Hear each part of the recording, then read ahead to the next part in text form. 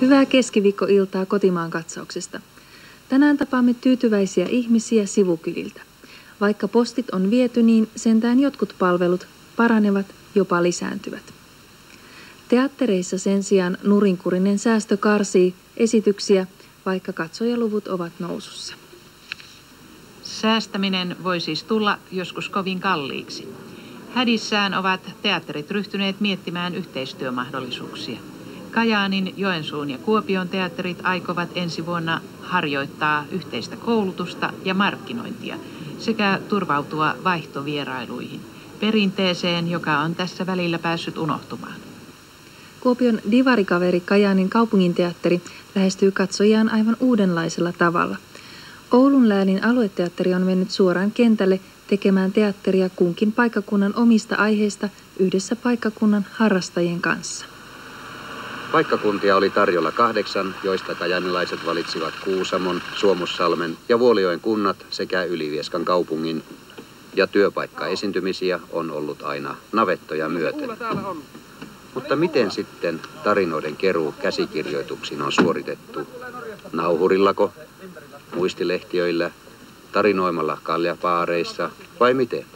Niin, me on juuri käytetty kaikkia näitä menetelmiä ja tosiaan koko tämän homman lähtökohtana on tämä, että lähdetään tämmöistä paikallisista tarinoista ja aiheista. Ja sitten nyt täällä Ylivieskassa tehdään yhdessä ytyteatterilaisten kanssa kabaree, jossa on samalla tavalla myös oltu tiivissä yhteydessä ylivieskalaisia sitten pyritty keräämään näitä juttuja, missä me saadaan omat kohtaukset. No entä dramaturgia? Eikö se ole inhottavan vaikeaa tällä tavalla kerätystä aineistosta tehdä?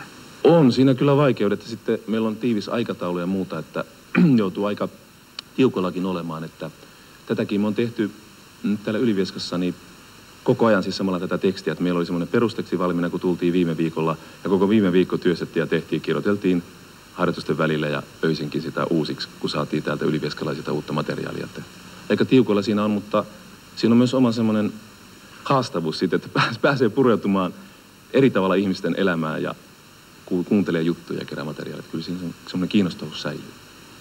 Työjärjestykseen. Herra puheenjohtaja, ehdotan äänestystä. Jatketaan valtuuston kokousta esityslistalla. Kaikkein mielenkiintoisintahan tässä on tietysti ollut se, että nämä tilanteet on jatkuvasti uusia, mihinkä tullaan.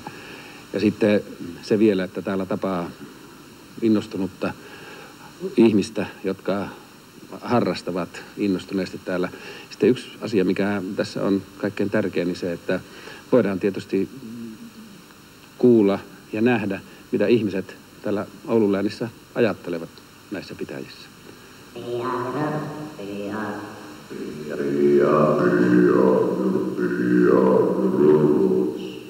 Ja tässä on harrastajateatteri joutunut aika lujille, kun on vedetty tuommoista tiukkaa viikkoa niin, että joka ilta on suurin piirtein ollut harjoituksia 2 viikon aikana heidän kanssaan, kajaanilaisten kanssa. Siis tähän tulee siis myöskin harrastajanäyttelijöitä? Joo, kyllä meillä on semmoinen 15 hengen ryhmä tässä samassa kabareessa mukana. Ja nämä sitten yhdistetään yhdessä? Ne yhdistetään ja ne on jo yhdistetty tässä vaiheessa. Siinä on tämmöinen yhteisdramaturgia ja yhteisohjaus. Sinänsä hiukan erikoinen kombinaatio, voisi sanoa näin. Se on myöskin oppimista ja kokemista. Joo, ja sitten meillä nimenomaan ryhmälle tämähän on erittäin antoisaa, koska tässä joutuu erikoisammattilaisten kanssa työskentelemään yhdessä ja saa niin kuin koulutuksellista tukea ja jatkuvaa oppimista.